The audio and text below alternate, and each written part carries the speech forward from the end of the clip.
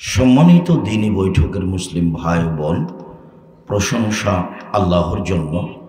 শান্তি অবতীর্ণ হোক আল্লাহর রাসূলের উপর সাল্লাল্লাহু আলাইহি ওয়াসাল্লাম।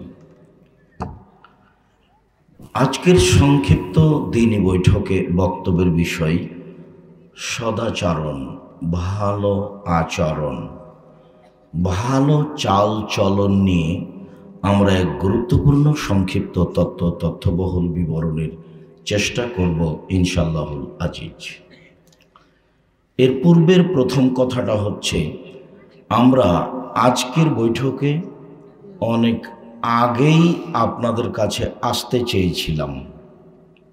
সেই অনুপাতে আপনারা অনেক আগে থেকেই অপেক্ষা করছেন। আমাদের বিভিন্ন কারণে দেরি হওয়ায় দুঃখিত।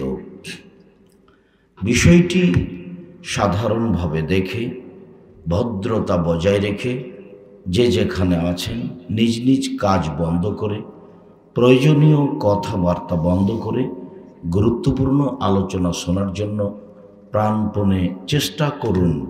আমাদের পক্ষ থেকে আন্তরিকভাবে অনুরোধ রইল। সম্মানিত দ্বীনি ভাই বোন, সদাচরণ বড় নেকির কাজ। ভালো আচরণ সবচেয়ে ভারী নেকির কাজ। ইবাদতের জগতে সবচেয়ে ভিন্ন ধরনের ইবাদত হলো সলাত। সলাত এমন একটা ইবাদত যে অন্যান্য ইবাদত সলাতের উপরে নির্ভর করে। যদি সলাত কবুল হয় তাহলে অন্য ইবাদত কবুল হবে, আর যদি সলাত কবুল না হয় তাহলে অন্য ইবাদত কবুল হবে না। এত ব্যতিক্রম সলাত ইবাদত যে কোনো প্রকার সমস্যা মানে না। হজ মানে এবছর হজে না গিয়ে সামনে বার যান, সমস্যা নেই, অথচ হজ ফরজ। জাকাত মানে সমস্যা মানে 20 দিন আগেই জাকাত দিয়ে দেন, 20 দিন পরে দেন, সমস্যা নেই। সিয়াম রোজা এখনো অসুস্থ, পরে করেন। কিন্তু সলাত এমন একটা ইবাদত, এরকম কোনো সমস্যা মানুষের মানে না। অজু করে সলাত আদায় করতে হয়, পানি নেই তো তায়াম্মুম করে করেন, মাটি নেই তো অজু তায়াম্মুম ছাড়াই সলাত আদায় করেন। কেবলার দিকে মুখ করে সলাত আদায় করতে হয় তো কেবলা বোঝা যায় না, তো কেবলা ছাড়াই সলাত আদায় করেন। পরিষ্কার কাপড়ে সলাত আদায় করতে হয়, পরিষ্কার কাপড় নেই তো যেই কাপড়ে পেশাব পায়খানা লেগা আছে তাতেই পরেন। পরিষ্কার অপরিষ্কার কোনো কাপড়ই নাই, কারণবশত আপনি উলঙ্গ আছেন, এই অবস্থাতেই পড়েন। দাঁড়িয়ে পড়তে হয়, দাঁড়িয়ে পড়তে পারছেন না, বসে পড়েন। বসে পড়তে পারছেন না, শুয়ে পড়েন। সলাত এমন একটা ইবাদত যে আপনার কোনো অবস্থাতে ও আপনাকে ছাড় দেবে না। এরপরেও সলাত ইবাদতের নেকি যত ভারী, সদাচরণের নেকি তার থেকে হাজারো গুণ বেশি ভারী। সদাচরণ কি জিনিস? ইবাদতের জগতে সবচেয়ে দামি ইবাদত হলো সিয়াম, রোজা। এক ভিন্ন ইবাদত, সারাদিন না খেয়ে থাকলেই সবচেয়ে দামি ইবাদত হয়। এরপরেও এর নেকি ফলাফল যত ভারী, সদাচরণের ফলাফল তার চেয়ে অনেক অনেক অনেক বেশি ভারী। সদাচরণের নেকি মোমেন পুরুষ নারীর দাঁড়ি পাল্লাই সবচেয়ে ভারী নেকি। হজ একটা বড় ইবাদত, যদি কবুল হয়ে যায় তাহলে আপনি হয়ে যাবেন সেই দিনের মতো যেদিন আপনার মা আপনাকে জন্ম দিয়েছে, নিষ্পাপ হয়ে যাবেন। এরপরেও হজের নেকি যত ভারী, সদাচরণের নেকি তার চেয়ে হাজারো লাখো গুণ বেশি ভারী। সদাচরণ কি জিনিস? আগে একটা হাদিস পেশ করি। এই ছেলে, ওই বাহিরে ওরা তো হুড়াহুড়ি করছে, ওরা তো আর বুঝতে পারে না যে আমাদের অসুবিধা হচ্ছে। ও তো মনে করছে যে আমি নাগালের বাইরে আছি। তো তোমরা যারা দায়িত্ব পালন করছো, দেখো আশেপাশে বাহিরে কেউ কথাবার্তা বলতে পাবে না। আমরা খুব কষ্ট করে এসেছি এখানে, আপনার জন্যই এসেছি। আপনি আজকে দোকানপাট হাট বাজার করবেন, তার মানে আপনার স্বভাব এত খারাপ কেন? দুনিয়া বাজার কি মায়েরা খেয়েছেন? আজকে জিলাপি কিনতে হবে, এখন আজকে জিনিস কিনতে হবে। আসলেই কি আপনার কাছে ভালো চালচলন আছে? এইটাই কি ভালো? এটা হলো নোংরা ঘৃণিত স্বভাব। আমি কথা বলছি, আপনি বাজারে ঘুরছেন, কথা বলছেন, মানে আপনার একটু লজ্জাবোধ হয় না কেন? ইতস্তবোধ হয় না কেন? আপনাকে একটু খারাপ লাগে না কেন? খারাপ লাগা উচিত। আপনি নিজেকে মানুষ মনে করবেন, তাহলে তো আপনি চলে আসতে পারবেন। আপনি নিজেকে গরু ছাগল পশু প্রাণীর মতো মনে করছেন কেন? আপনি বলবেন আমি একজন হুঁশিয়ার মানুষ। আব্দুর রাজ্জাক সাহেব এসেছেন, এখন এগুলো থাক, গিয়ে সামনে বস, এইভাবে বলেন নিজেকে। আবু দারদা রাদিয়াল্লাহু তাআলা আনহু বলেন, রাসূল সাল্লাল্লাহু আলাইহি ওয়াসাল্লাম বলেছেন, ইন্না আসকালা শাইইন ইদাউ ফি মিজানিল মুমিন ইয়াউমাল কিয়ামা খুলুকুন হাসান। বিচারের মাঠে মোমেন পুরুষ নারীর নেকির পাল্লায় সবচেয়ে যেটা ভারী নেকি রাখা হবে সেটা হলো ভালো আচরণ, চাল চলন, ভালো চাল চলন, সদাচরণ। এই সদাচরণের নেকিটা হবে সবচেয়ে ভারী। মানুষের পাপ নেকি ওজন হবে, তবে সবার হবে না। হিন্দুদের পাপ নেকি ওজন হবে না কেন? নেকি তো নেই।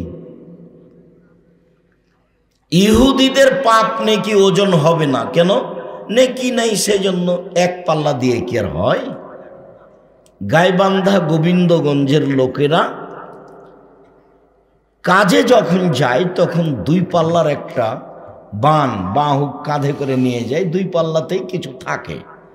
ফিরে আসার সময়তে সব ধান টান তো জমিনে বপন করেছে, তো এখন একটা ছোট্ট ছেলে গেছে, তো সেই ছোট্ট ছেলেটাকে এখন বাহুকে বানে করে নিয়ে আসবে কাঁধে করে। তো কি করেছে? ছোট্ট বাচ্চাটাকে একদিকে দিয়েছে আর একদিকে মাটি চাপিয়েছে। বুঝা গেল কথা কি? তার মানে ভারসাম্য না থাকলে ওটা নিয়ে আসা যাবে না।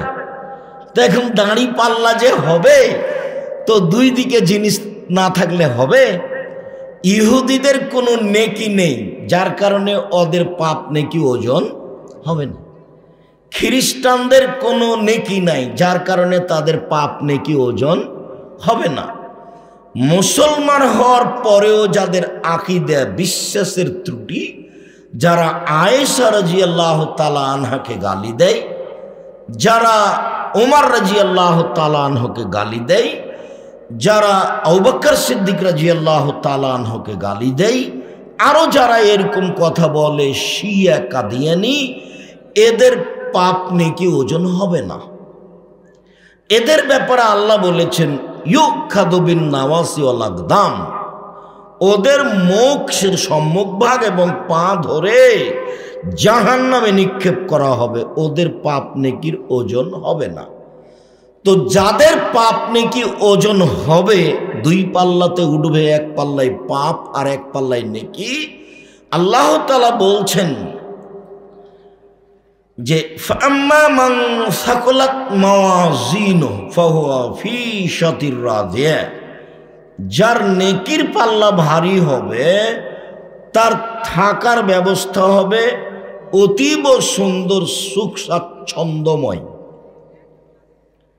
ওয়া মান খাফফাত মাওয়াজিনু ফাউম্মুহু হাবে, আর যার নেকির পাল্লা হালকা হয়ে যাবে, পাপের পাল্লা ভারী হবে, তার থাকার জায়গা হবে অতীব গভীর গহ্বর হাবে, জাহান্নাম। ও মাদ্রাকা মাহিয়া, মোহাম্মদ সাল্লাল্লাহু আলাইহি ওয়াসাল্লাম আপনি কি বলতে পারেন হাবিয়া নামক জাহান্নামটি কি? তারপরে আল্লাহ বলছেন তা হচ্ছে নারুন হামিয়া, জ্বলন্ত উত্তপ্ত আগুন। মানে পাপ নেকি ওজন হবে। তো মোমেন পুরুষ নারীর নেকির পাল্লায় যত নেকি চাপানো হবে, হজের, তাসবিহ তাহলিলের, জিকির আজকারের, কোরআন তেলাওয়াতের, সলাতের, দানের, সব নেকি নেকির পাল্লাতে দেওয়া হবে। তো যেটা সবচেয়ে ভারী নেকি হিসাবে পাল্লাতে দেওয়া হবে সেটা কিসের নেকি? সদাচরণের। সদাচরণ কি জিনিস? এই কোনো খাওয়ার জিনিস নাকি? ভালো কথা, ভালো আচরণের নাম সদাচরণ। লোকে বলে ছেলেটা খুব ভালো, ছেলেটা খুব ভালো, ছেলেটার চালচলন এত ভালো, এদের সদাচরণ। মানুষেরা বলে দুনিয়ার বদ, শয়তান, দুনিয়ার বদ, ওর মুখের ভাষাই খারাপ, ও দোমুখা, ওর কথা বলো না তো। এই যে অসৎ আচরণ, এর একটা বাস্তব দেখাই। আপনাদের যেখানে রাস্তা পাকা শুরু হয়েছে ওখানে একটা অটো আছে, তো আপনি অটোতে বসে আছেন। আমি গিয়ে অটোতে উঠতেই ছেলেটা অটোটা টান দিয়েছে, তখন আমি ধাক্কা খেয়ে আপনার মুখের উপরে পড়ে গেছি।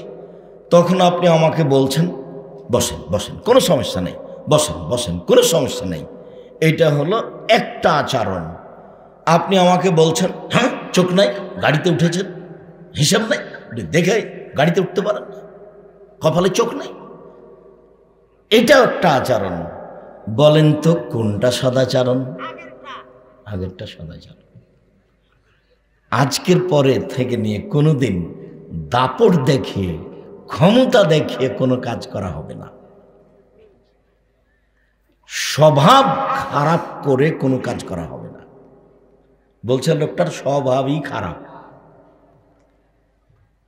বলছে লোকটা মানুষই নয়, এরকম আচরণ করা হবে না। দলীয় দাপটে কিছু করবেন না জীবনে।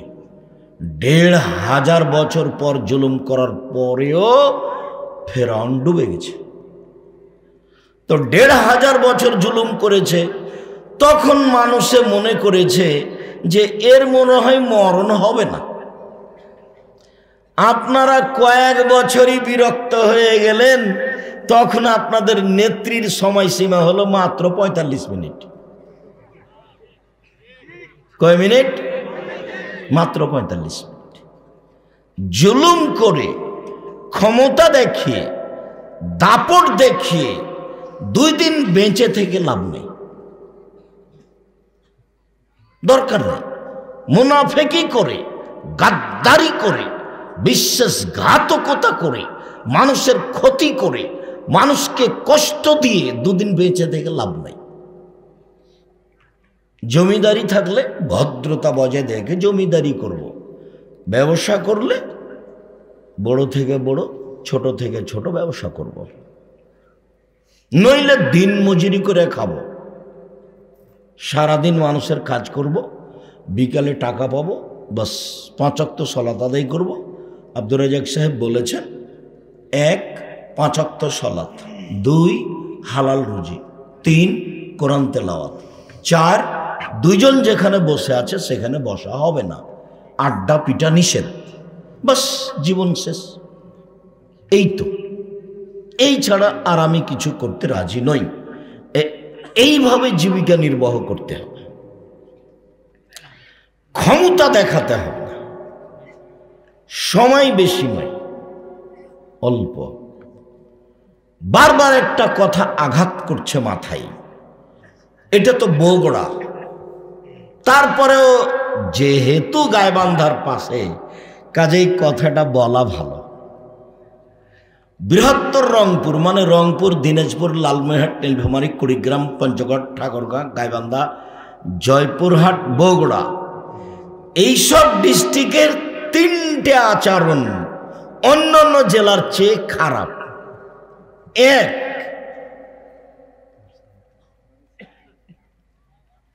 বোনকে জমি দেয় না, ভাই নিয়ে নেয়।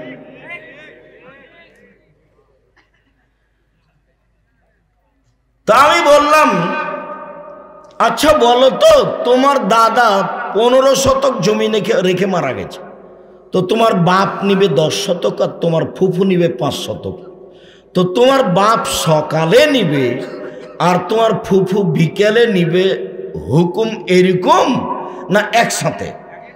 তো ছেলেটা বলছে একসাথে। তো যখন ছেলেটা বলেছে একসাথে, তখন আমি বলেছি, তোমার বাপকে যদি আমি কুকুর শ্রীগালের চেয়ে খারাপ প্রমাণ করতে না পারি, তা আমি জাতির সামনে বক্তব্য দেব না। তোমার দাদা মরা 10 বছর হলো, এখন পর্যন্ত তোমার বাপ তোমার ফুফুকে জমি দেয়নি। আর আল্লাহ বলছেন, যারা বুঝে বুঝে না, দেখে দেখে না, শুনে শুনে না, তারা হচ্ছে পশু প্রাণীর মতো, গরু ছাগলের মতো, কুকুর শ্রীগালের মতো, বালহুম আদাল, বরং তার চেয়ে খারাপ। তো তোমার বাপকে আমি যদি কুকুর শ্রীগালের চেয়ে বেশি খারাপ প্রমাণ করতে না পারি, তা আমি বক্তব্য দেব না। তোমার বাপকে বলিও, আব্বা ভাগ্য নিয়ে এসেছি, ভাগ্য ছেড়ে আসেনি। ভাগ্যে যদি জমিদারি থাকে তো জমিদারি করে খাবো, আর ভাগ্যে যদি ভিক্ষা করে খাওয়া থাকে তো ভিক্ষা করে খাবো। ফুফুর জমি খেতে রাজি নই। আগামীকাল সন্ধ্যা হতে হতে বোনের জমি বের করে দিবেন। আর যদি আপনি আমাকে বলেন, তো আমি আমার বাপকে মাটি দেওয়ার পরে আগে জমি ভাগ করেছি, তারপরে খাওয়া দাওয়া করেছি। যদিও জমি আমার ছোট ভাই মুস্তফা তো জমি চিনেই না, আমি জমি চিনি টুকটাক, কিন্তু যাওয়া হয় না, খোঁজ খবর নি না। আমার মাও খোঁজ খবর নেওয়া পছন্দ করতেন না, আমরাও খোঁজ খবরই নি না। তবে মাটি দিয়ে এসে জমিটাকে ভাগ করেছি, কে কতটুক পাবে। এ হলো 1। 2, কয়েকটা জেলার মানুষ ছেলের বিবাহ দিলে টাকা নেই, যৌতুক নেই। তখন আমি বলেছি যে বাপ বেটা ভিক্ষে করে খাও। বাপ বেটা যদি গ্রামবাসী এলাকাবাসী যদি ভিক্ষা না দেয়, তাহলে বগুড়া ট্রেন স্টেশনে যাও, মানুষের কাছে ভিক্ষা যাও, সারাদিনে কয়েকশো টাকা ভিক্ষা পাবা। যৌতুক নিবা কেন? ভিক্ষে করা টাকা দিয়ে চাউল কিনে ভাত খেয়ে ইবাদত কবুল হবে, ভিক্ষে করা টাকা দিয়ে চাউল কিনে ভাত খেয়ে ইবাদত কবুল হবে। যৌতুকের টাকা দিয়ে চাউল কিনে ভাত খেয়ে ইবাদত কবুল হবে না। যৌতুকের টাকা হারাম। এই যে বললাম, দেখি কোন মায়ের বেটা কিয়ামত পর্যন্ত এভাবে উল্টে ধরতে পারে। যেভাবে বলছি সেভাবেই থাকবে। তার মানে তোমার বাপের আর তোমার উচিত ভিক্ষা করে খাও। ভিক্ষা করে খাবা কেন? দিন মজুরি করে খাও। আর আগামীকাল সন্ধ্যা হতে হতে মোটরসাইকেল, সাইকেল, খাটলা, চৌকি বাক্স, টাকা পয়সা যা নিয়েছো তা শ্বশুরকে ফেরত দাও। তোমার বাপের মুখখান দেখো তো কালো হয়ে গেছে, দেখো। তোমার বাপের একটু লজ্জা হয় না কেন? তোমার বাপের একটু হায়া হয় না কেন? তোমার বাপের একটু শরম হয় না কেন? তোমার বাপ ভিক্ষা করে খায় না কেন? এই ছেলে, তোমার বাপ ভিক্ষা করে খায় না কেন? ফাজলিমো করে তোমার বাপ? মানুষের কাছে টাকা নেই কেন বেটা? তুমি টাকা নাও কেন? কাপুরুষের সন্তান, কাপুরুষ, টাকা নিবা কেন? কি পেয়েছো তুমি? দিন মজুরি করে খাও, মানুষের বাড়িতে কাজ করে খাও, মনে ফুর্তি থাকবে, বুকে বল থাকবে, সাহস থাকবে। বছরে একদিন বলবে শ্বশুরকে, আব্বা আপনার জন্য একটা লুঙ্গি নিয়ে এসেছি, আমি দিন মজুরি করে খাই। খাটখাটলা, চৌকি বাক্স যা কিছু নিয়েছ সব আগামীকাল সন্ধ্যা হতে হতে ফেরত দিবা। এ হলো দ্বিতীয় খারাপ।